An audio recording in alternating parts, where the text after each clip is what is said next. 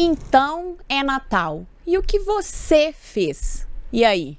O fim do ano tá aí? Você já começou a escutar aquela musiquinha clássica que embala todo o fim de ano? É a Simone, gente, a cantora que vem para lembrar, na verdade, o que a gente não fez.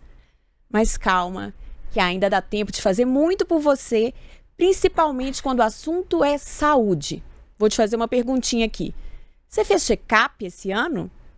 Este é o tema deste episódio do Pode Cuidar, que faz parte do programa Cuidar, pensado pelo Grupo Sada, para falar de saúde, bem-estar e qualidade de vida. Eu sou Keila Ariadne e quem está aqui comigo hoje, aliás, quem está aqui com a gente é o Dr. João Pedro Santana. Seja muito bem-vindo, doutor. Obrigado.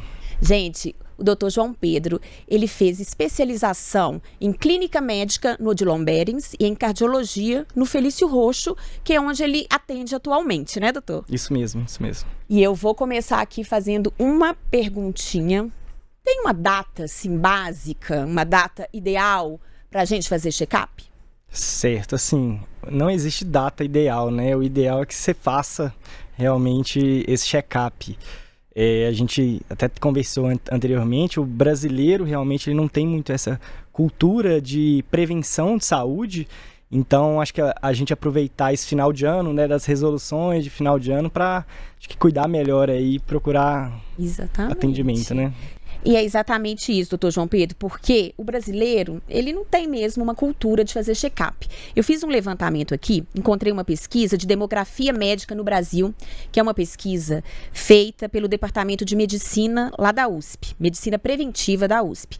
E os dados são o seguinte, em média, aqui no Brasil, cada habitante faz 3,1 consultas. E isso não dá nem metade da média dos países da OCDE, que são os países, né, que englobam América do Norte, países desenvolvidos da Europa e da Ásia também, porque lá a média é 7. Então, é exatamente isso, né? Por que isso acontece, assim, essa cultura? Por que o brasileiro não tem esse hábito de se prevenir? Ótimo. Eu acho que primeiro a gente vive num país também de dimensões continentais, né? O Brasil ele é muito grande, muito heterogêneo, né? No que se diz respeito também a acesso a serviços de saúde. Se a gente for comparar uma pessoa que mora aqui em Belo Horizonte com uma pessoa que mora no norte, né? No norte do Brasil, o acesso à saúde, primeiro de tudo, é difícil, né? Eu imagino que essa questão de ter uma unidade básica de saúde, né? Um serviço de atendimento assim, de prevenção primária de atenção básica é um pouco mais difícil.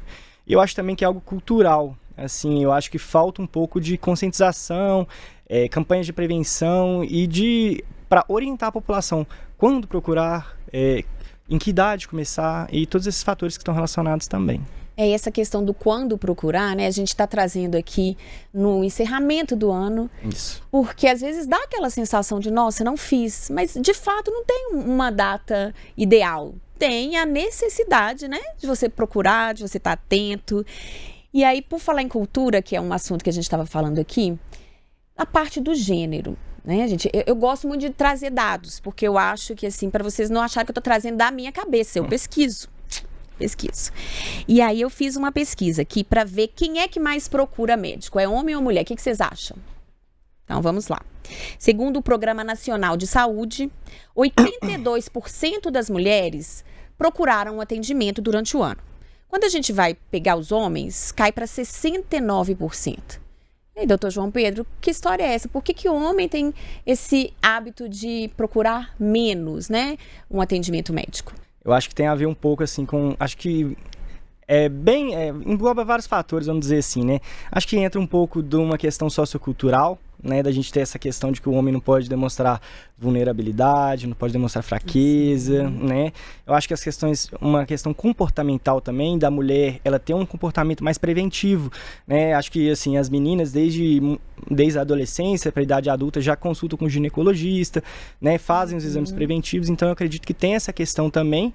Eu acho que uma própria barreira emocional também, do homem ter medo ali do diagnóstico, do que aquele diagnóstico vai trazer de consequência, do tratamento e tudo que envolve aquilo ali. Inclusive foi tema já do Pode Cuidar, essa questão da vulnerabilidade do homem.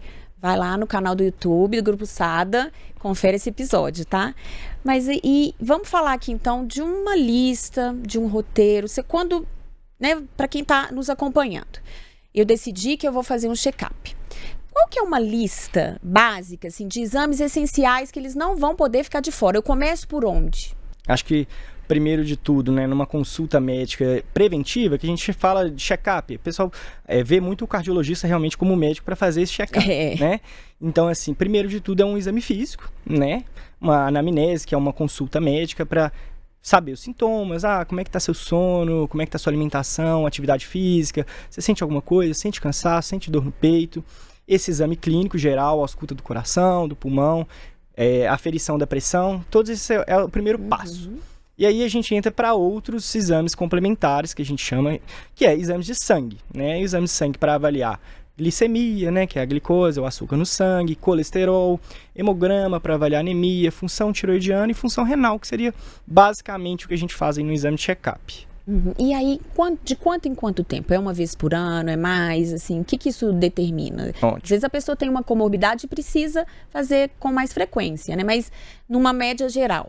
Ótimo, então vamos lá. Eu trouxe também dados, eu dei uma estudada também com você. Gente, tá? nós somos tão aplicados.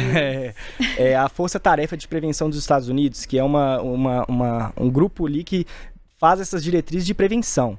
Eles orientam o seguinte: um check-up, uma avaliação deve ser feita de maneira anual. Certo? E aí, assim, a depender dos sintomas, isso pode ser espaçado ou encurtado, né? A cada 6 meses. E aí, outro dado complementar que é importante, a questão da pressão arterial que a gente vai abordar mais pra frente. Aferição a partir dos 18 anos de idade, anualmente. Então, o idealmente é uma consulta médica por ano. Seria o ideal ali, realmente. Mas uma consulta, assim, vou dar um exemplo, assim, como que eu faço? Ok. Eu tenho um hábito, assim, normalmente em janeiro eu faço meus exames ginecológicos. Ótimo. Faço mamografia, e aí depois, assim, eu vou distribuindo ao longo do ano. Eu não concentro tudo.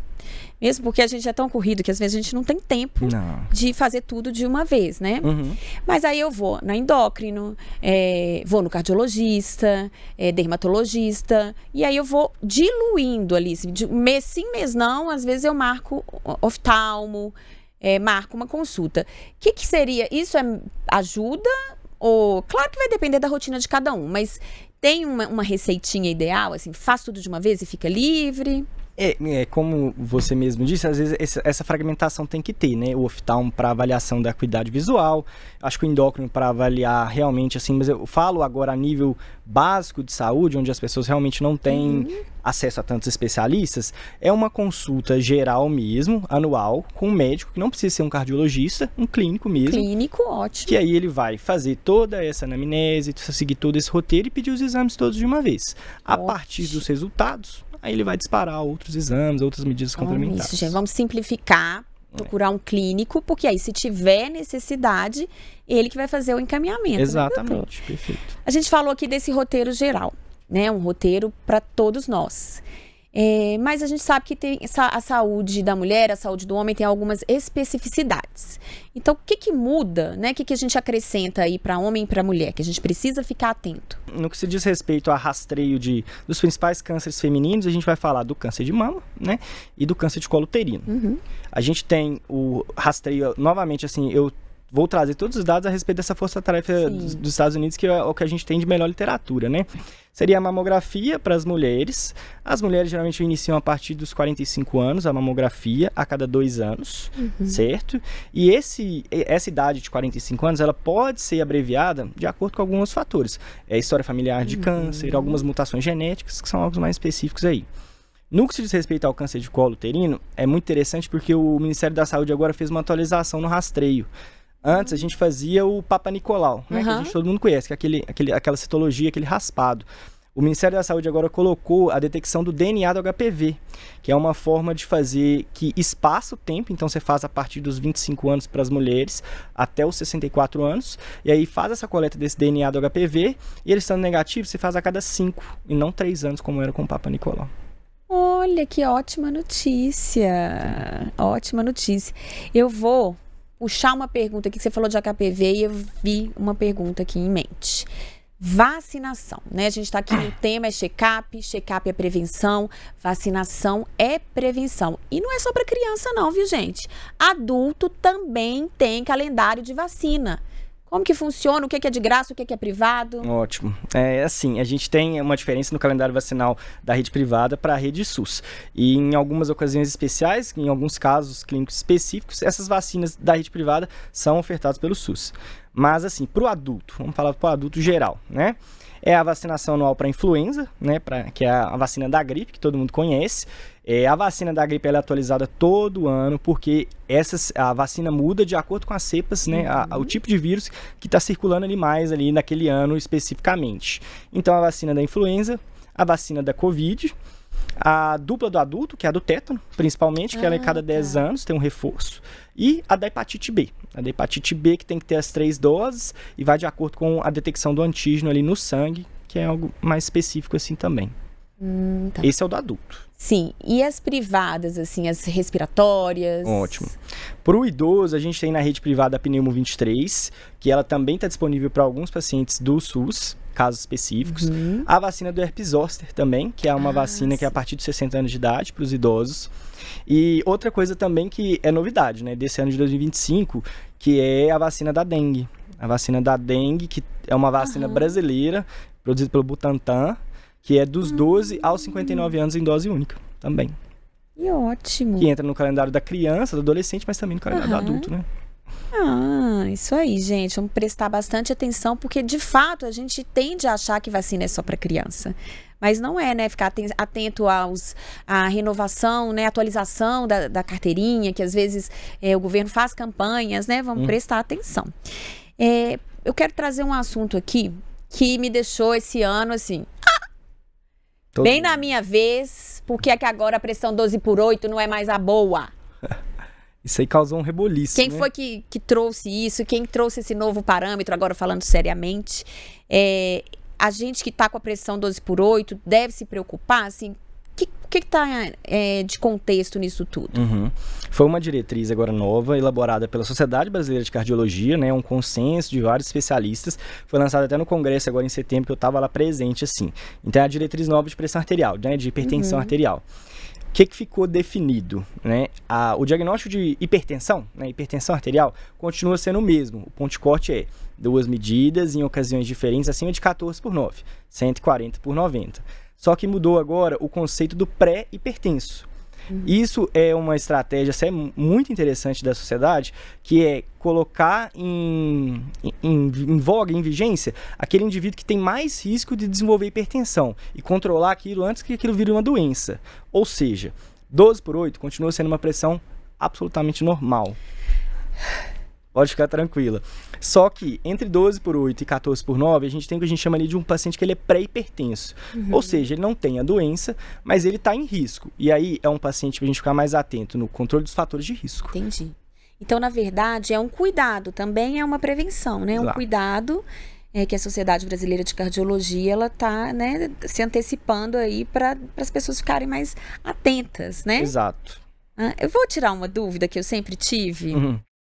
Quando fala 12/8, o que é o 12 e o que era o 8? Às vezes eu escuto o médico falar, não, tá tranquilo, o problema, se a menor tivesse maior, que você devia preocupar, o que isso significa? Tá, em termos técnicos assim, é a pressão arterial sistólica e a pressão arterial diastólica, né? O vaso sanguíneo, ele funciona como um cano ali, né? E esse cano tá sob pressão, que é a pressão do sangue ali, daquele líquido que tá ali dentro, que é o sangue. A pressão sistólica é a pressão de ejeção, quando o coração ele bate, aquele sangue sai e estressa a parede, e é aquela pressão, exato. Quando ele faz essa pressão e causa esse estresse, tem um relaxamento. Essa é a pressão que fica quando volta, que é a pressão diastólica. Ambos são importantes. A gente tem, assim, indivíduos que têm só a pressão sistólica mais alta ou só a pressão diastólica mais alta. Mas também, esse tipo de paciente, ele tem risco de ter hipertensão de ambos, né, da sistólica e da diastólica. Então, são tratados também da mesma forma. Entendi. Vamos trazer agora um outro tema que tem a ver com tendências, é um tema que foi muito falado ao longo desse ano, já há alguns anos, mas esse ano deu um boom, que são as canetas emagrecedoras. A gente associa muito o emagrecimento à saúde, né? O emagrecimento saudável. Então, eu queria entender, eu acho muito importante a gente esclarecer isso daqui, trazer pontos para explicar para quem está nos assistindo, quem está nos ouvindo, se é seguro, né? como é que surgiu essa caneta? Ela surgiu para um tratamento para diabetes. Ela caiu até no Enem, hein? Cara, Ela ficou tão famosa que ela virou questão de caiu Enem. mesmo. Mas como é que a gente... Eu ouço as pessoas às vezes falando, eu quero comprar. Como é que funciona isso? Tá. Assim, as canetas foi uma revolução no tratamento da obesidade nos últimos anos, assim, nos últimos 10, 20 anos. A gente não tinha nenhuma medicação com o perfil de segurança delas e com a eficácia que elas têm também, né?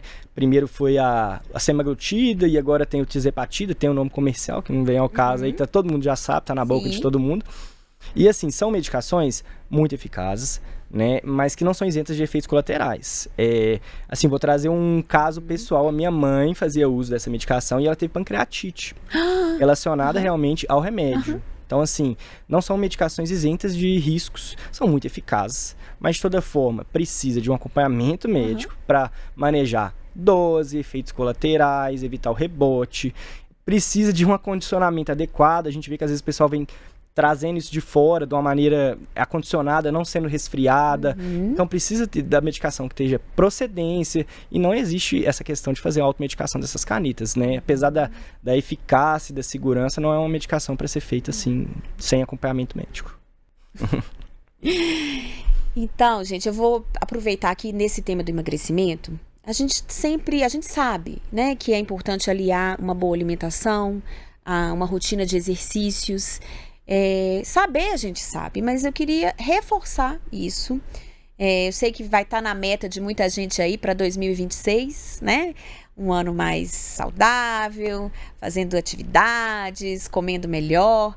Então, eu acho importante que, né, João Pedro, você como médico, traga a sua visão, assim, dessa relevância aí, do cuidado que as pessoas precisam ter com a alimentação, até questão de pressão arterial, porque às vezes já aconteceu de eu ir numa consulta e o médico cardiologista fala, não, sua pressão tá ok, colesterol tá um pouquinho, vai resolver com exercício.